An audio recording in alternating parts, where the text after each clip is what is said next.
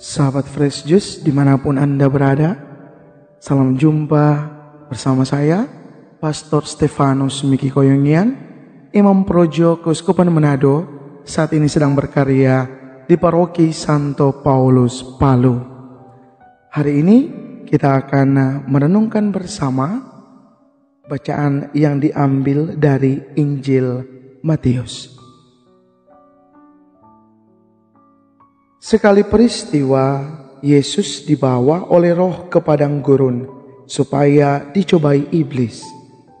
Setelah berpuasa selama 40 hari dan 40 malam, akhirnya laparlah Yesus. Lalu datanglah si pencoba itu dan berkata kepadanya, "Jika engkau anak Allah, perintahkanlah supaya batu-batu ini menjadi roti." Tetapi Yesus menjawab, "Ada tertulis, manusia hidup bukan dari roti saja, tetapi dari setiap firman yang keluar dari mulut Allah." Kemudian iblis membawa Yesus ke kota suci dan menempatkan dia di bubungan bait Allah. Lalu iblis berkata kepadanya, "Jika engkau anak Allah, jatuhkanlah dirimu ke bawah, sebab ada tertulis, mengenai engkau, ia akan memerintahkan malaikat-malaikatnya, dan mereka akan menatang engkau di atas tangannya, supaya kakimu jangan terantuk pada batu." Yesus menjawab kepadanya, "Ada tertulis, janganlah engkau mencobai Tuhan Allahmu." Lalu iblis membawa Yesus ke atas gunung yang sangat tinggi dan memperlihatkan kepadanya semua kerajaan dunia dengan kemegahannya. Iblis berkata kepadanya, "Semua itu akan kuberikan kepadamu jika engkau sujud menyembah Aku." Maka berkatalah Yesus kepadanya, "Enyahlah iblis, sebab ada tertulis, engkau harus menyembah Tuhan Allahmu, dan hanya kepada Dia sajalah engkau harus berbakti." Lalu iblis meninggalkan Yesus, dan lihatlah, malaikat-malaikat datang melayani Dia.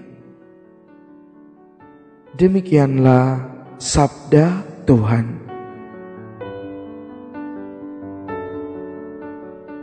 Saudaraku terkasih, suatu kali ada seorang ibu yang begitu lekat, begitu aktif dengan karya pelayanannya di gereja, datang bercerita dan mengeluh, "Romo, kenapa ya? Saya merasa semakin saya aktif, semakin saya rajin, semakin saya memberikan diri untuk karya pelayanan di gereja, kok masalahku sepertinya semakin bertambah. Ada saja cobaan, ada saja godaan yang membuat saya jatuh, yang membuat saya rapuh, dan bahkan tidak jarang terbersit, terpikir untuk tidak usah saja aktif, tidak usah saja rajin, tidak usah saja terlibat dalam kegiatan menggereja. Toh sama saja saya tetap mendapat banyak cobaan, dan bahkan cobaan-cobaan itu terasa lebih berat dibandingkan ketika saya masih acuh dengan gereja, masih kurang mau terlibat dalam karya-karya pelayanan." Saudara-saudara yang terkasih dalam Tuhan, hal yang sama mungkin kita alami dalam perjalanan dan pengalaman hidup kita. Ada begitu banyak percobaan, ada begitu banyak tantangan, ada begitu banyak rintangan yang dirasa membuat kita semakin tersudut, membuat kita semakin bersalah, membuat kita merasa diri tidak berdaya. Padahal saya sendiri begitu aktif dalam kegiatan pelayanan, saya sendiri begitu rajin dalam ekaristi, saya sendiri begitu rajin dan komitmen dengan doa. Apa yang dialami oleh ibu di awal kisah ini, itu adalah sebuah pengalaman yang real dan terjadi di tengah-tengah kita.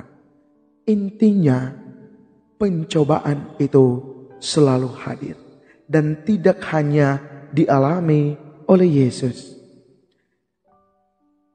Saudara-saudara yang terkasih, iblis dengan berbagai cara datang terus-menerus mencobai kita dengan berbagai macam cara. Agar apa? Agar dia bisa membujuk kita manusia untuk melepaskan diri dari hubungan dengan Allah. Dan bentuk konkret itu sangat nampak dalam godaan untuk mementingkan kebutuhan sendiri, untuk menyombongkan diri, ataupun untuk menyalahgunakan kekuasaan. Dan bentuk-bentuk lain dari pencobaan adalah membuat kita yang dekat dengan Allah, yang dekat dengan karya-karya pelayanan, dibuat sedemikian rupa dengan rintangan, dengan cobaan, dengan cerita-cerita yang tidak benar. Untuk apa? Untuk menggoyahkan semangat kita, untuk melemahkan hubungan kita dengan Allah.